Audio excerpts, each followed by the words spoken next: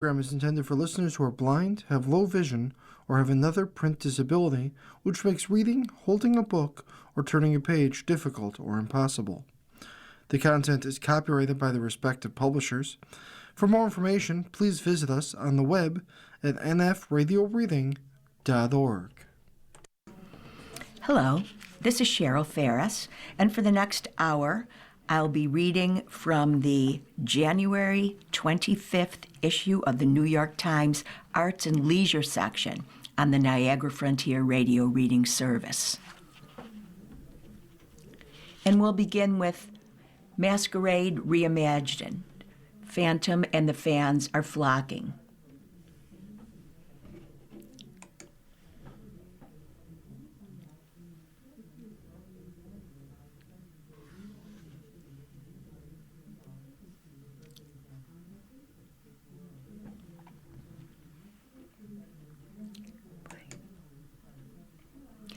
An immersive adaptation of Andrew Lloyd Webber's musical has seen some people return a dozen times since it began performances last summer. On a recent night in Midtown Manhattan, about 60 people dressed in suits, shimmering white, black, and silver ball gowns, and masks were ushered into a dimly lit upstairs room.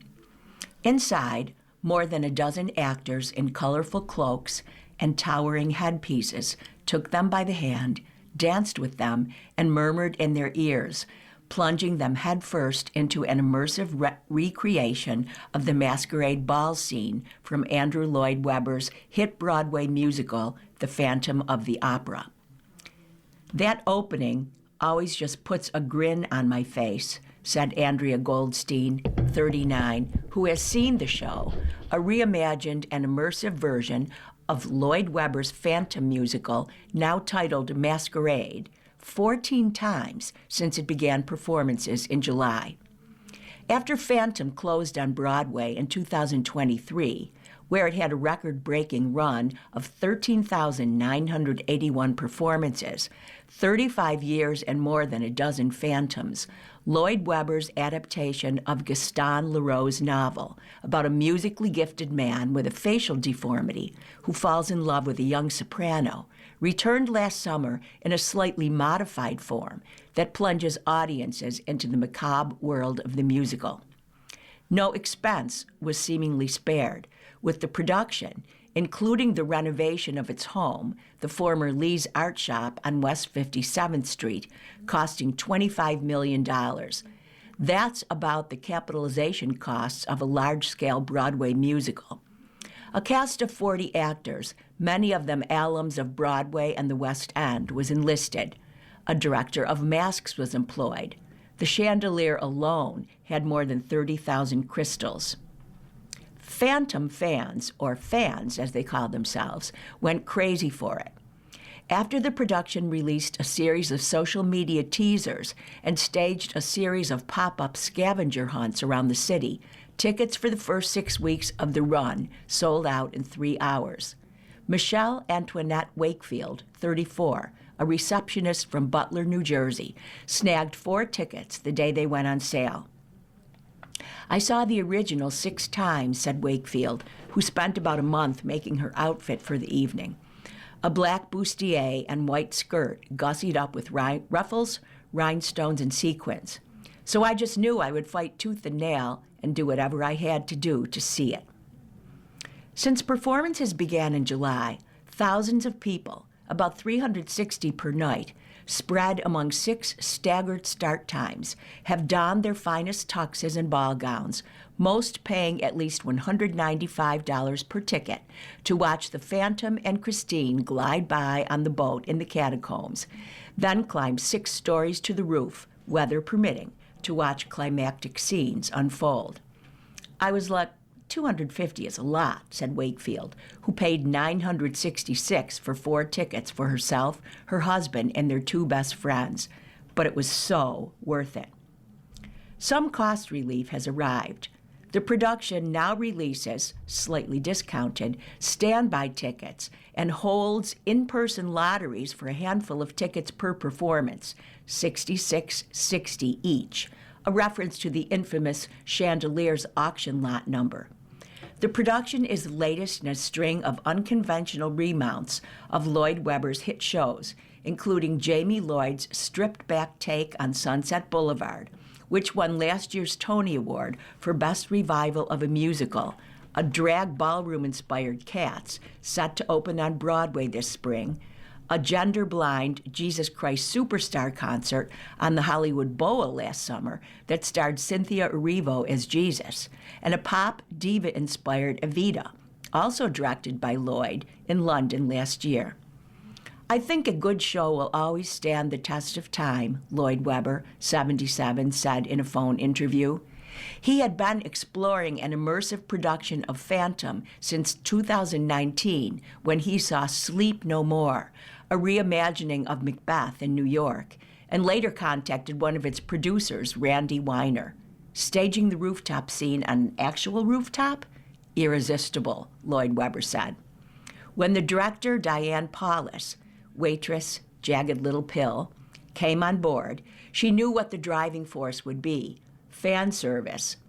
These are people who saw and loved the original, Paulus, 59, who is married to Weiner, said in a recent phone conversation. So what more thrilling prospect than to actually get to step into that world? With Lloyd Webber and Weiner, she combed through the novel, adding in scenes that delved into the Phantom's backstory, and invented a carnival sequence featuring a fire eater. In addition to the musical's beloved score, Lloyd Webber wrote a new song and restored one he'd written for the 2004 film adaptation that was ultimately cut.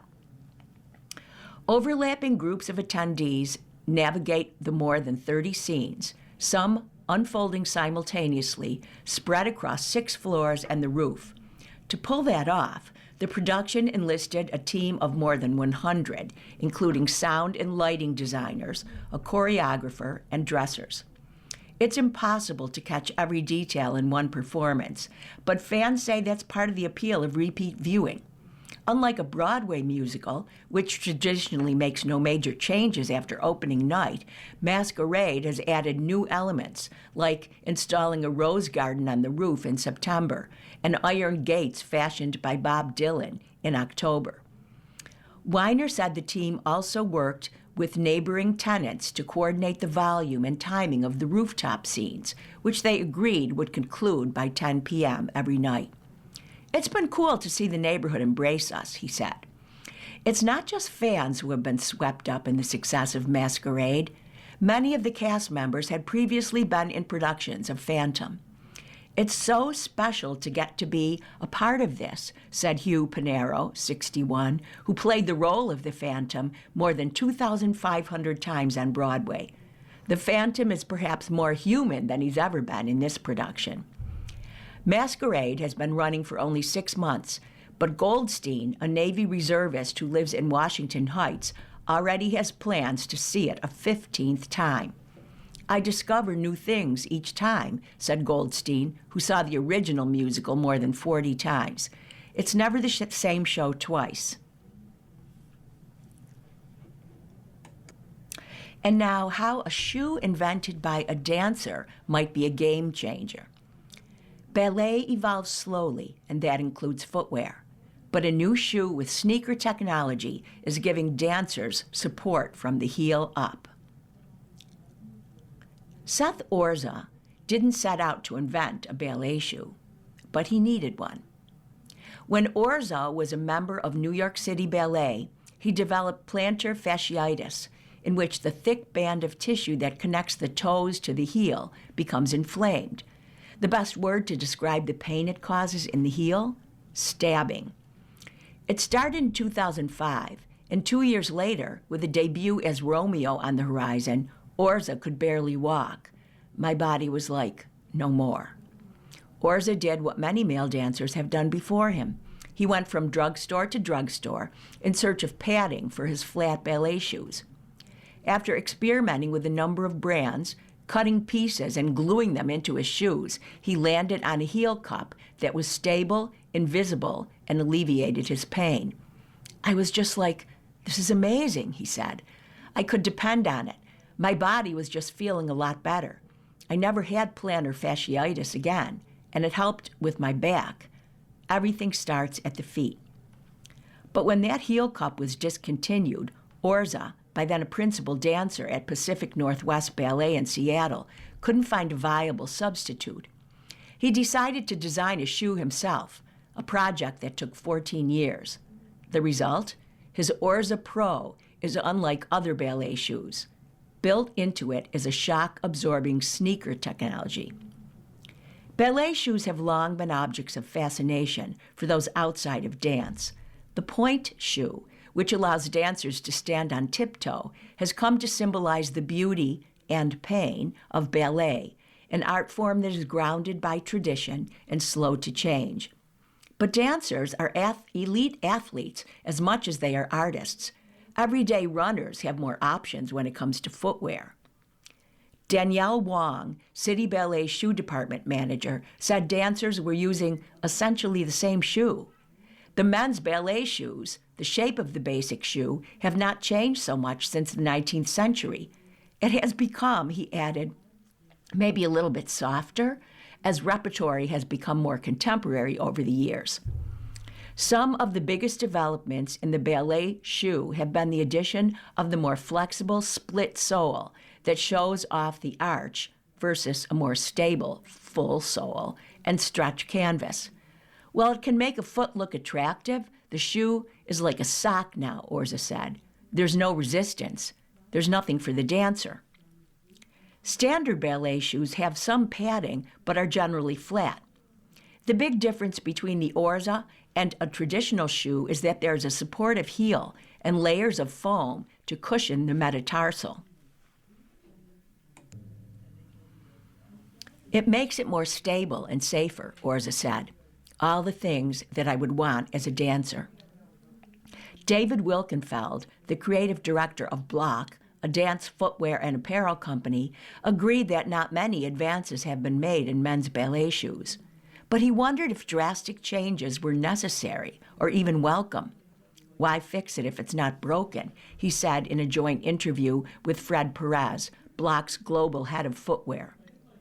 More cushions may start to work their way into shoes beyond the patented Orza. In development at Block, Wilkenfeld said, is a ballet shoe with heel support and eventually a new ballet boot for men with more structure.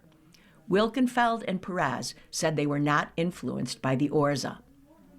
It's also common at Block to customize shoes for dancers at major companies. Harrison Call, a City Ballet soloist, wears his leather Block shoes in most performances, but opts for the Orza when he can, though for now it's only available in canvas. I like having the grip to change my weight if I'm running around on stage or if I'm partnering, Cole said of his leather shoes. So I just have to get used to canvas and feel more confident to wear them on stage. That's my goal. Dancers tend to stick with what they know. For some, the Orza, and especially the first iteration of the shoe, built directly on Orza's foot, didn't necessarily hug everyone else's foot in the way they liked. They were used to more stretch, especially at City Ballet, Wong said. I feel all the dancers want a shoe that just really looks like their foot. And really, the way you can achieve that is with softer materials. Most female dancers wear pointe shoes throughout the day, but many opt for ballet shoes for part of class. Miriam Miller, a City Ballet principal, started wearing Orza shoes to help with Achilles tendonitis. Now she can plie properly without popping my heels off the floor, she said. I'm able to keep the sole of the shoe on the floor because it does have a little bit of a lift.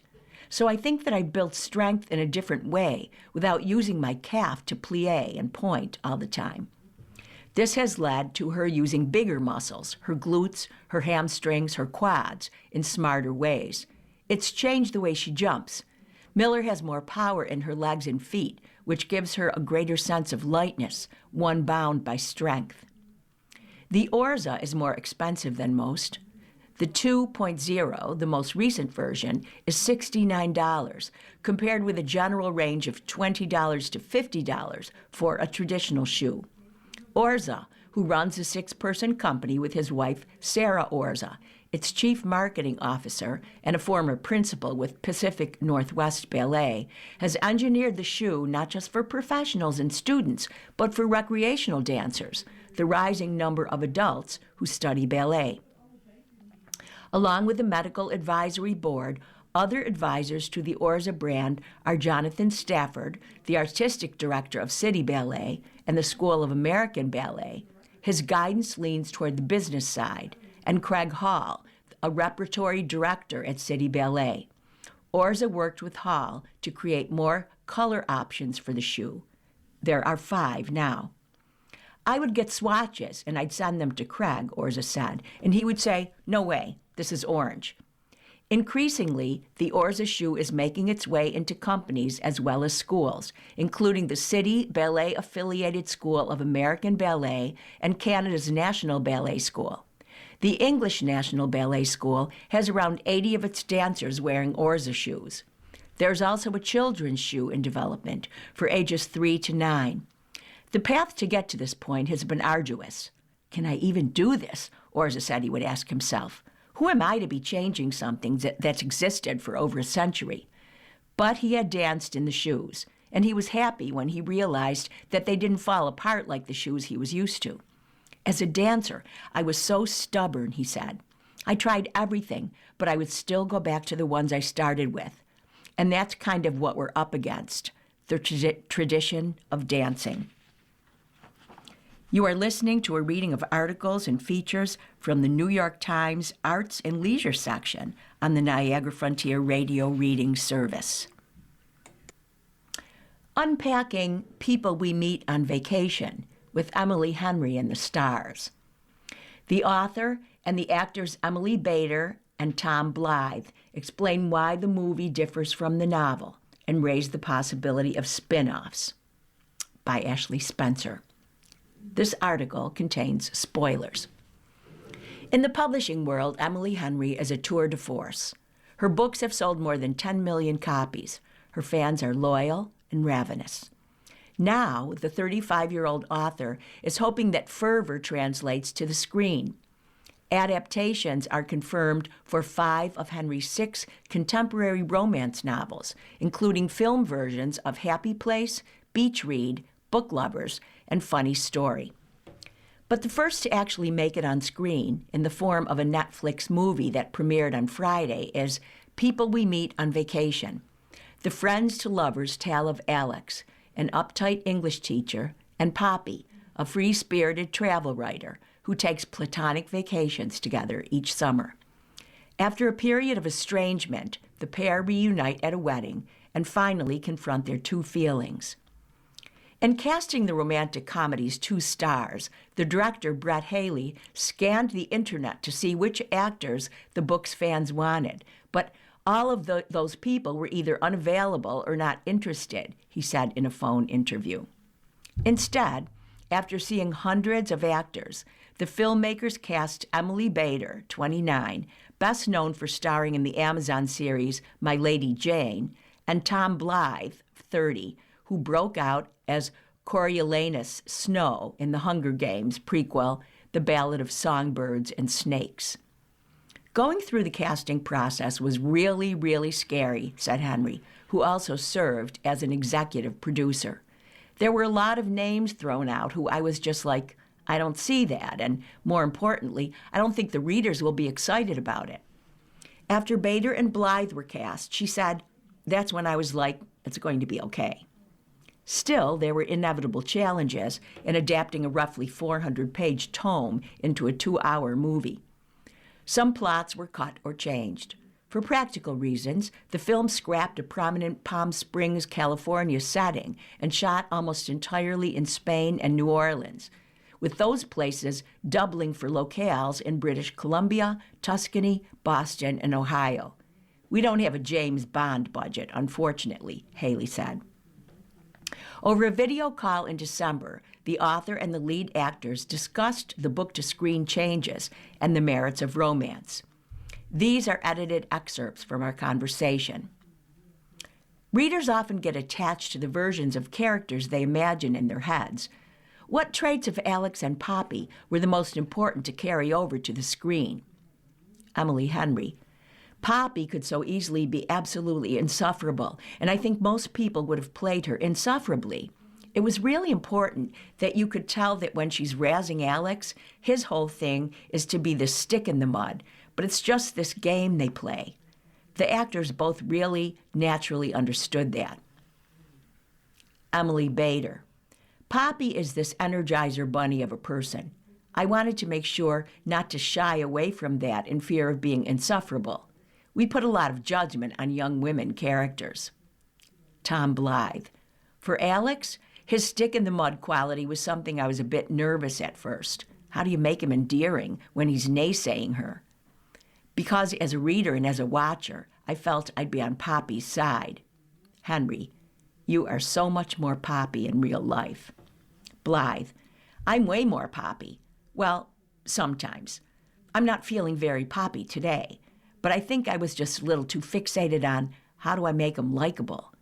Any character you play, you have to learn to love their downfalls, weaknesses, and the injuries in the past that have made them how they are now. Emily H., when you first read the script, what changes from the book were you the most nervous about? Henry, we did not end up with drafts from the screenwriters Yulin Quang, Amos Vernon, and Nunzio Randazzo that made me nervous. I was paying the most attention to things I thought went against the ethics of the book's worldview. There were a lot of drafts and moments where I felt the script was being too hard on Poppy. There were moments that I felt there wasn't room being left for the fact that Alex is also failing. Spoiler warning. In the book, Alex and Poppy have a falling out after sharing a drunken kiss and almost having sex on a trip to Croatia. The movie ditched Croatia and incorporated some of what happens into another trip adapted from the book, Tuscany, where an almost kiss after a pregnancy scare is now enough to derail their friendship. What went into the decision to alter what led to Alex and Poppy's friendship breakup? And how do you feel about that shift? Henry, this was, I think, the hardest thing for the screenwriters to crack. There were so many different versions. For a lot of the process, the Tuscany pregnancy scare was not in the film. And that's one of my favorite moments in the book because you realize how scared Alex is of losing her. So I kept getting in Brett's ear being like, I think you need Tuscany. They figured out how you could pull that into the almost kiss. In Croatia, I don't remember if they just kiss or have sex. Bader laughs. I love that you can't remember your own book. Henry, it's been a while, you guys. They hook up in some capacity. I actually feel like it was such a smart edit to get all of that into just one scene. My only hard line, because I'm coming from publishing, was that they can't actually kiss in Tuscany, because romance readers tend to have very strong feelings about infidelity. It's really hard for them to root for characters who have stepped over that line. Blythe. Maybe this just speaks to how messy I am. I remember seeing that change, removing the kiss, and going, what? That's the crux of the drama, and they do cross the line. I was definitely in the corner of they should make out. I'm like, we need stakes. But what I loved about it was that Brett and the writers, with your guiding hand, were able to find a way to make it happen where the sexual tension, the romantic tension is all still there without them actually crossing the line. Emily H., you've referred to some of the changes as universe expansion. Have you considered writing more Alex and Poppy stories? Henry, just the other night, Brett and I were having dinner, and we were talking about all the characters like, I wonder what else is happening with them. It was spinning out of control very quickly. There have been text messages about it since, so we'll see. I think there's a fun idea to be had. Blythe, can you please write a story about Buck, a boat tour guide played by Lucas Gage? Henry, oh my God. Bader, I think Sarah, Alex's on-again, off-again girlfriend, played by Sarah Catherine Hook, deserves something too. Henry, Sarah for sure deserves her own. Also, Miles Heitzer and Tommy Dew, who played David, Alex's brother, and Nam, David's fiancée, are so funny and so charming, and I kind of want a prequel of them. Romance books and movies are often undervalued or overlooked. What is the appeal of this genre for all of you? Bader. Romance doesn't always make the letterboxed 4, but oftentimes those movies hold some of the strongest memories and the most rewatchability. I mean, this isn't a rom-com per se, but Pride and Prejudice? Henry, it's a rom-com, in my opinion. Bader. I remember watching it on a bed with my sister and my mom and like 17 dogs countless times. I think as much as movies are there to challenge us and open our brains, they're also there to comfort us. Blythe to Henry. The stories that you're writing are hopeful, but they're also sexy and fun, and the characters are modern, flawed people. I think anything that people consume as entertainment, or whatever you want to call it, that gets people feeling empathetic, it's a real public service. Henry. Well, thank you. This is where I can get onto a long rant. I hear a lot of feedback from people who aren't really romance readers, who think of it as sheer escapism, and that has not been my experience as a writer or a reader or a watcher. The reason I love romance so much is because it takes the brightest parts of life and the darkest parts of life, and it puts them side by side in a way that feels safe because you have that safety net of a happy ending. I have a real issue with the fact that a tragic love story is treated as more important or more artistically valuable than a love story that ends in a place of hope and optimism. Because in real life, if you are a person who wants a monogamous, long-term relationship, your best case scenario is you meet someone, you fall in love, you love each other your entire life, and then one of you dies, and it is the worst, most excruciating pain. By putting that end cap on the moment that they're happy and they're hopeful, I'm getting teared up. This always makes me emotional because it makes me think about my dogs, honestly. You are saying that the value, the important part of the story, is this moment when they are happy and they are together. And that's my worldview. It's like things really suck a lot of the time, but love is the thing that makes this all worth it. Bader, oh my gosh, I'm actually crying. Henry, try not to think about it too much because it can ruin your life. Bader, that was actually so profound. It's something that we don't talk about that often. To be vulnerable, to choose to love is to choose pain. Henry, the only way to break your heart is to let yourself love. You can end the story in the sad, tragic moment, or you can end it in the beautiful, happy moment. And that doesn't mean the sad, tragic moment doesn't happen. It just means this is the moment that matters. Rebecca Hall is okay with her cats waking her at all hours. I find it weird when I go away and there are no noises of someone knocking over something or munching at the cat food or playing with a toy at 3 a.m., annoyingly keeping you up. By Catherine Shattuck. Rebecca Hall had never worked with Ryan Murphy when he pitched her what she called the most wild and fun and subversive, wacky premise for a new show titled The Beauty.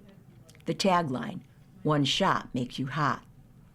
Ryan has a brilliant way of taking things that are very much in the zeitgeist and making them kind of thrilling, while also having some substance, she said of the series, starting Wednesday on FX and Hulu, in which she plays an FBI agent on the trail of a sexually transmitted virus that transforms average Joes and Janes into specimens of physical perfection.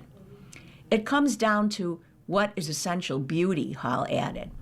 If everyone ends up being able to pay for something that looks exactly the same, then is that still the thing, or is it something else? Hall admitted to existing in a realm of permanent tension between her desire to age gracefully and naturally and appreciating that she works in an industry where how she looks matters.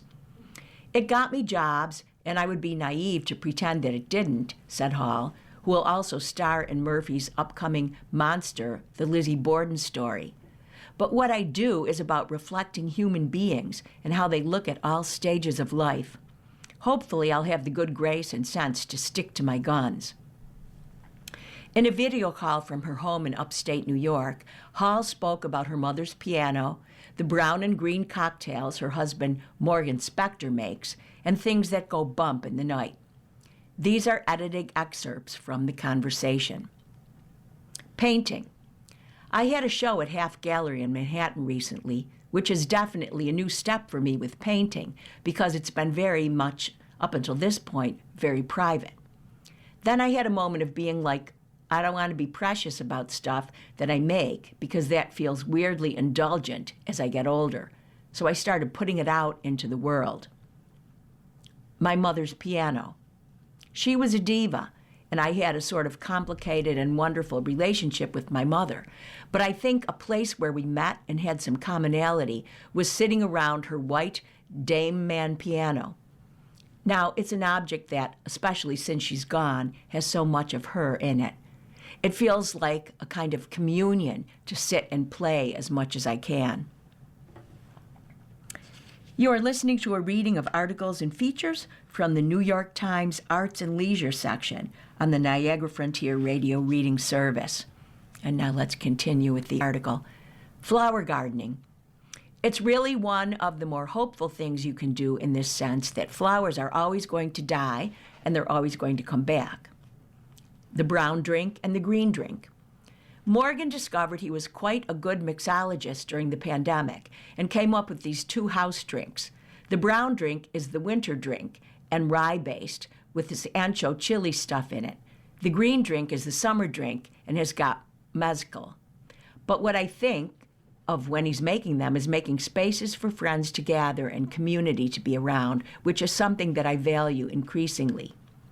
Vintage finds. I love the idea that you can root something out that is completely unique and special. Morgan bought me for Christmas this incredible Victorian egg designed for when bad smells are around. You put good smells inside your egg and then you open it and take a whiff.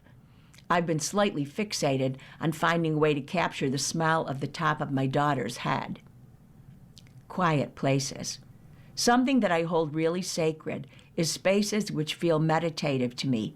Just taking a pause so you're not being hit by the onslaught of the day.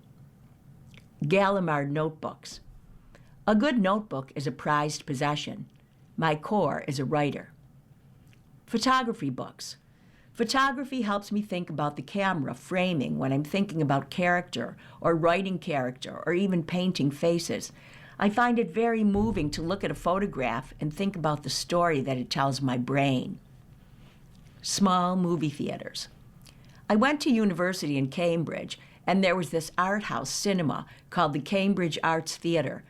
I would go regularly during the day when I should have been going to lectures or reading books or doing something useful for my English degree. It was like a cinema education and a sort of holy place. Animal attraction. As soon as I started living with Morgan, I was like, well, I can't ever imagine not living with this person. It made such a difference to my life. But the other thing is that we started having cats, and I'd never really had animals before. Now I find it weird when I go away and there are no noises of someone knocking over something or munching at the cat food or playing with a toy at 3 a.m., annoyingly keeping you up. Here's something from the Sunday business section. Will leaving my terrible job make me look flaky? And Picking Up the Slack for a Colleague with Long COVID by Max Reed. A very short tenure. Dear work friend, I'm 4 months shy of a year into a role that has become unsustainably broad, with constantly expanding scope and shifting expectations. Despite great feedback from my peers and measurable impact, the management dynamic makes it difficult to succeed. My manager's feedback is largely corrective rather than enabling. Priorities change without corresponding trade-offs, and accountability for outcomes sits with me even when inputs are outside my control. Complicating this further, the leadership structure offers no meaningful escalation or mediation path. My manager is in a relationship with the company owner, and another relative is the head of HR, which limits the ability to address these issues constructively. My concerns have fallen on deaf ears, and the response was essentially, that's just how it works here. I'm 40 and don't take short tenures lightly, but I'm concerned the role is set up in a way that makes long-term success unrealistic. I absolutely love what I do, and my team relies on me for a lot because they know they can. but I have never felt worse about myself because of the borderline harassment I endure. How can I explain this honestly in interviews when asked why I'm leaving without sounding negative or defensive? The specific question you're asking has a pretty short and straightforward answer, which I promise I'll answer. But I got the sense that there's another question you're actually asking, lurking behind the articulated one, animating the rather long description of conditions at your current job. A question that's something like, am I justified in hating this job and wanting to quit so soon? The answer to that question is yes. Allow me to reassure you, if even part of the dynamic you're describing is accurate, you found yourself in an impossible position within a dysfunctional company, and you are absolutely right to seek a quick exit. And even if you're somehow misconstruing the situation, and it's a you problem rather than a them problem, I'm not sure my advice would change. Sometimes a job is just a bad fit, and you're not doing yourself or your employers any favors sticking it out. They want someone who does want the job to their perhaps unreasonable parameters, and you want a job with clear expectations and less agita, and maybe also one where your manager's paramour doesn't sign your paychecks. You seem particularly concerned about the relatively short length of your tenure, but 8 months is more than enough time for an experienced professional to know when a job is not right. And recruiters and HR professionals are not going to be fazed by a single short job across a longer and generally stable career journey, especially if you can explain the problem clearly. Which gets us to your actual question. I worry that your feelings of insecurity or guilt about leaving this job are leading you to over-explain, as though you were unburdening yourself to a therapist or perhaps testifying in front of a judge. And while an advice columnist is effectively both of these things, and therefore eager to get the gory details, an interviewer is neither. They are not really interested in detailed specifics of your bad workplace, and the last thing they want to hear is an elaborate rehash of a series of disputes. In fact, what they're looking for is reassurance that this blip won't be a factor at all in your future career, either as a confidence-killing mistake or as a harbinger of things to come. So be succinct, confident, and neutral. Say something like, I was brought in to do a specific job at which I made measurable impact. Over time, it became clear the organization needs something different than what I was hired to do. I'm looking for a role where I can focus on my strengths and contribute at the level I do best. If they press for more details, you don't have to say anything more than, the expectations evolved in ways that made it hard to do my best work long term. I'd rather make a thoughtful move now than wait until I'm burned out. More importantly, believe what you're telling them. Don't feel guilty. Don't second guess your instincts, and don't waste any time lamenting or worrying about a job that didn't work out. Is long COVID a fair excuse? Dear work friend, our medical specialist colleague has for several years claimed long COVID exemptions for working after 5 p.m. and taking overnight on-call commitments at the hospital. Aside from long COVID, my colleague seems fit and well. This exemption has led to grinding yet unspoken resentment. Our colleague's HR-supported non-availability for those non-sociable shifts means that the rest of us have had to bear the brunt of her weekend, evening, overnight, and on-call commitments. Although my colleague agreed to work Christmas Day last year, she called in sick and has since been off on paid sick leave due to long COVID reactivation.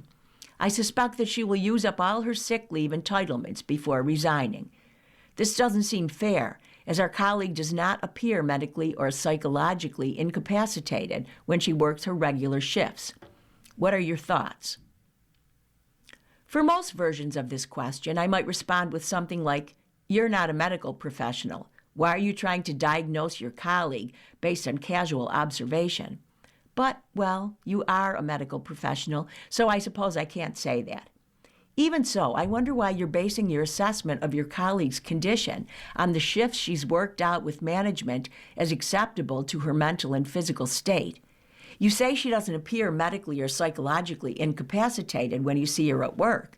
I hope so. That is, indeed, the point of the exemption, so that she can work the shifts for which she is most able. You know that she does her job capably at the time she has agreed with your employer to work. What you don't know is how she feels or acts in the evenings or at nights, or when asked to perform on short notice. More to the point, as morally satisfying as it might feel to unmask your colleague as a liar and scammer, the medical reality of her long COVID doesn't really matter. Her condition is only indirectly the source of your resentment. The extra on-call shifts you and other colleagues have been asked to work are the primary cause. Your sacrifice might feel more noble if you truly believed your colleague were sick. But in terms of hours worked and weekends ruined, it would be the same. If your colleague uses up all her sick leave and then resigns, all while enjoying medically unnecessary exemptions, would that be unfair? I suppose. But it's not your money she's taking, and ultimately the responsibility for fair scheduling falls to management, not to your colleague. Leadership has allowed the burden to fall unevenly on you and other healthy coworkers without adjusting staffing or compensation. Worse, by ignoring glaring scheduling inequities, they've cultivated a sense of institutional mistrust. If you can't trust them to look out for overworked employees, why would you trust the diagnostic procedures by which they distribute medical exemptions? The point is, management deserves to be the target of your frustration more than your colleague. I say this as a practical matter more than a philosophical one. Complaining about your colleague, or worse, confronting or accusing her, is unlikely to achieve a materially satisfying outcome. But approaching management to make scheduling more equitable may get you a less frustrating rotation or a better compensated one. Going to HR is, after all, what your colleague did to secure more favorable hours. Why not do the same, instead of stewing in resentment? And now from the Sunday opinion section, The Un-American President by Maureen Dowd.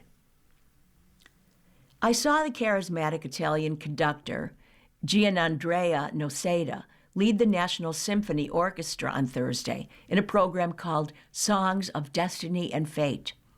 The Brahms, Bach, and Vivaldi were a soothing tonic to President Trump's soundtrack, which is akin to the stabbing, shrieking Bernard Herrmann score for Hitchcock's Psycho shower scene. The concert began with the Star-Spangled Banner.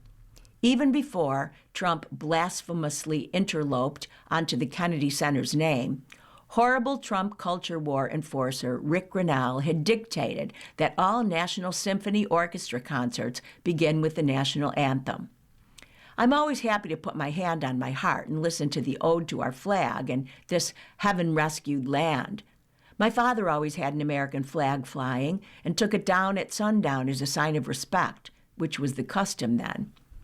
When I won a Pulitzer, New York's very cool Senator Daniel Patrick Moynihan sent me a flag that had flown over the Capitol, which I cherish. But it felt tinny to be force-fed the Star-Spangled Banner by our solipsistic president and his creepy sycophants who show nothing but disdain for the Constitution and American values. It was our country's destiny to reflect ideals that made us an incandescent beacon for democracy. But Trump has pulverized those ideals. We are now seen as sinister, selfish, unruly, and at everybody's throat. Jack Smith's testimony before Congress on Thursday was a stinging reminder that Trump tried to overthrow the government and wickedly put lawmakers and his own vice president in harm's way. Our investigation revealed that Donald Trump is the person who caused January 6th, that it was foreseeable to him, and that he sought to exploit the violence, Smith said. It is heartbreaking that on the cusp of our 250th anniversary, we have a president who is perverting all the values our country was founded on, looking out for one another, respecting one another's rights. America is not supposed to be a place where an angel-faced 5-year-old named Liam with a floppy-eared hat and a Spider-Man backpack gets seized and taken to a detention center by men in masks. The American leader is meant to be a unifier, a strong and soothing presence in the world. Trump is an anarchic toddler, constantly causing upheaval across the globe, transgressing and remaking everything in his helter-skelter image. He has no interest in fireside chats. He wants to set fires. He's more about droit du seigneur than noblesse oblige. He feels entitled to whatever he wants, from Greenland to Canada to the Kennedy Center to a Nobel Prize he didn't win. Unlike previous presidents, he isn't countering Russia, he's catering to it. He disparaged the NATO troops who died for us in Afghanistan and belittled our nicest neighbor, claiming that Canada lives because of the United States. You are listening to a reading of articles and features from the New York Times Arts and Leisure section on the Niagara Frontier Radio Reading Service. And now let's continue with Maureen Dowd's article.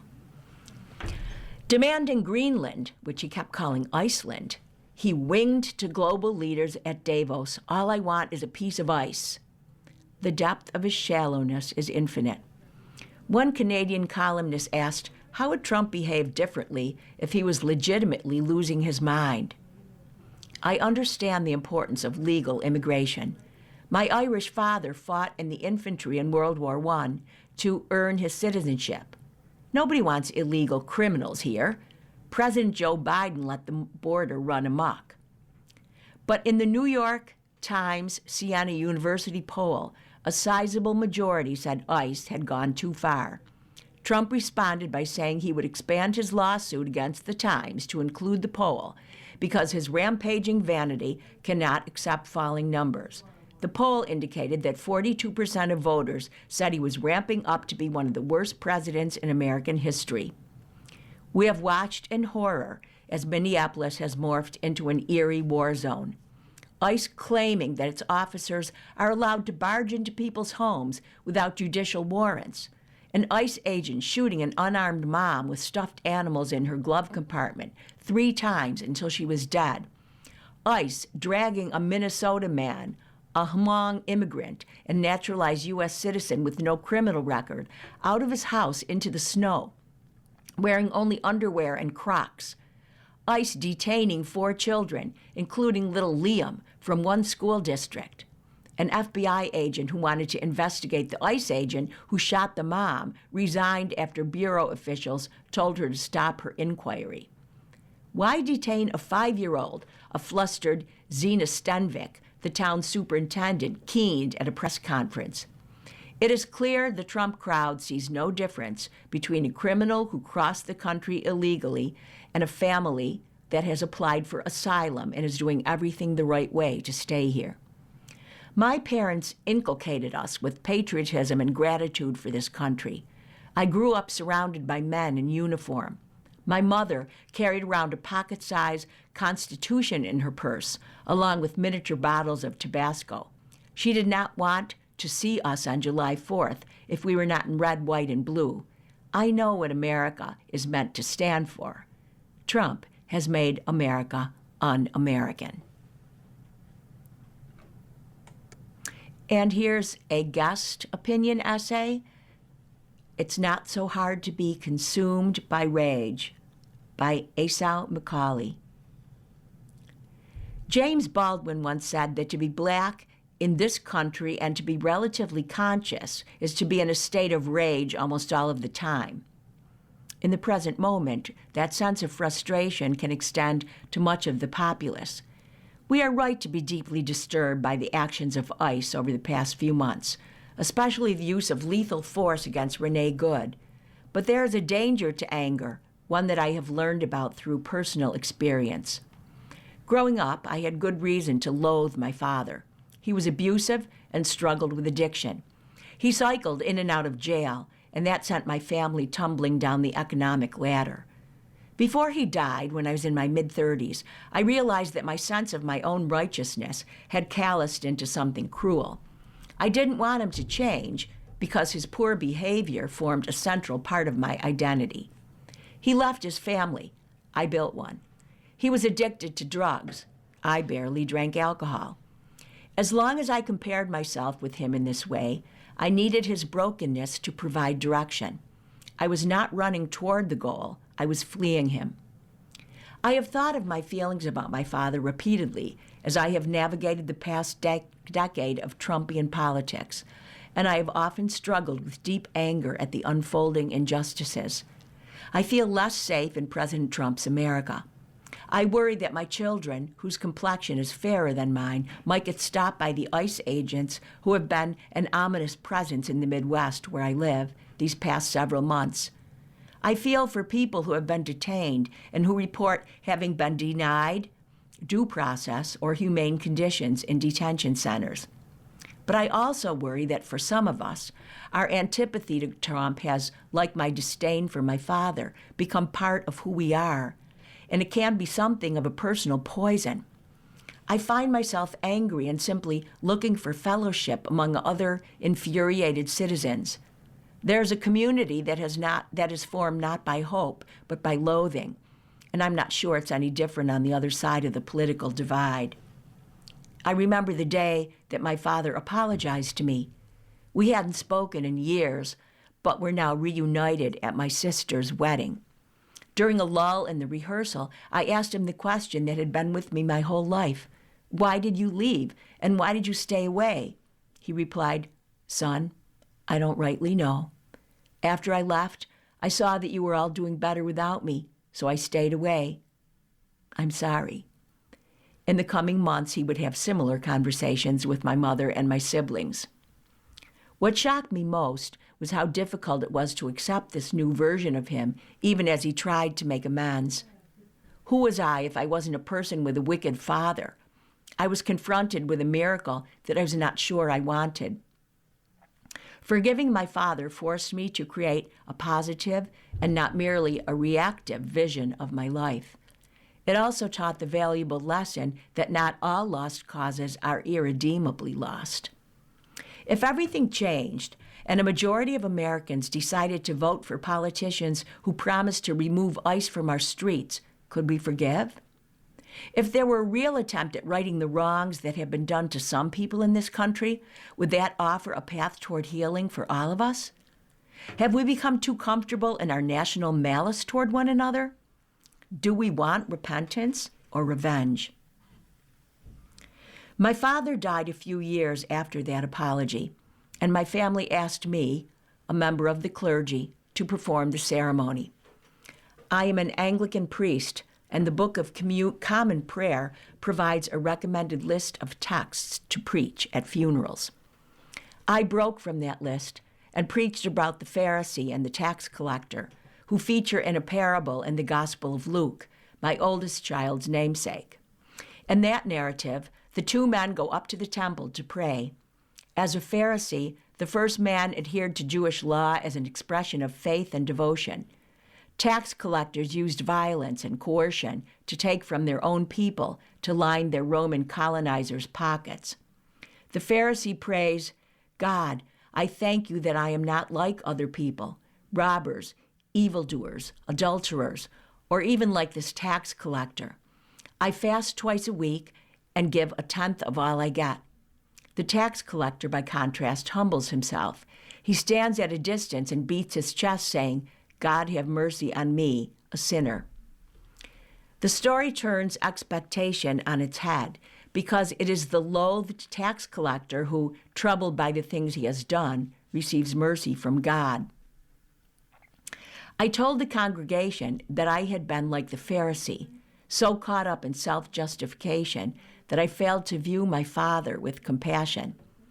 I did not see him as someone lost or trapped by his own wrongs. I saw him as someone whom I couldn't wait for God to judge. He had been on a spiritual and moral journey that I could not see. What if some in the MAGA movement are trapped, just like the tax collector or my father? Does any ICE officer think, after watching a colleague drag a woman out of her car or use tear gas on civilians, this is not what I signed up for? Are none of them moved after seeing the harsh treatment of largely peaceful protesters and the arrest of clergy? I refuse to believe that there are no troubled souls in the whole of MAGA. I'm a pastor and a public theologian. By vocation, I have a duty to hope.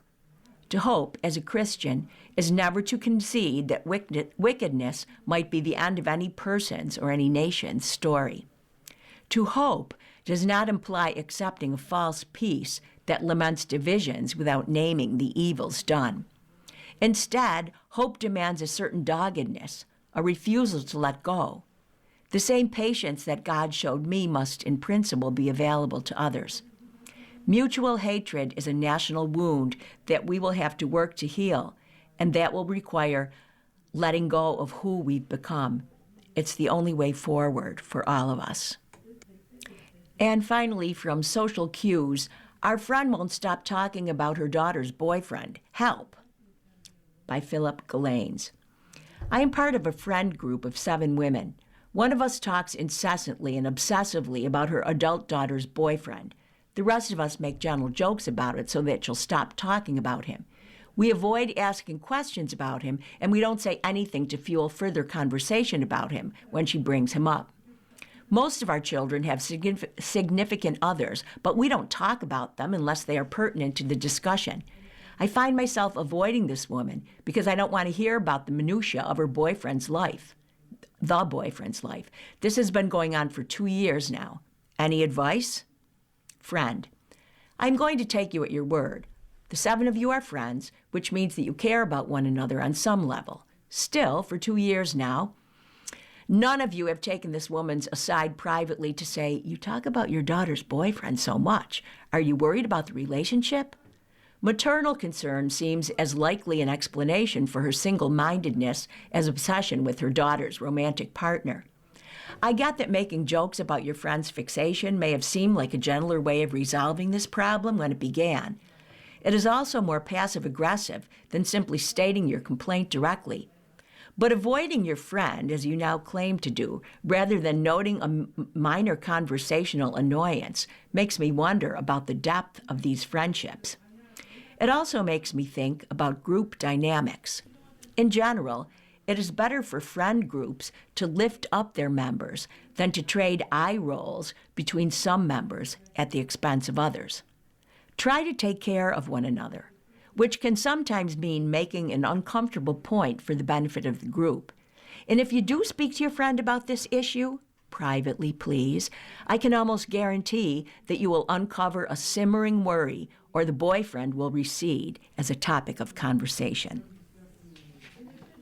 You've been listening to a reading of articles and features from the January 25th issue of the New York Times Arts and Leisure section. We read from the New York Times Arts and Leisure section every Sunday at 3 p.m. Your reader has been Cheryl Ferris. Thank you for listening. Coming up next in the Niagara Frontier Radio Reading Service, we have the re-airing of this morning's Buffalo News. Following that at 6 p.m. is the Buffalo News Viewpoints. Stay tuned for this reading and more throughout the day.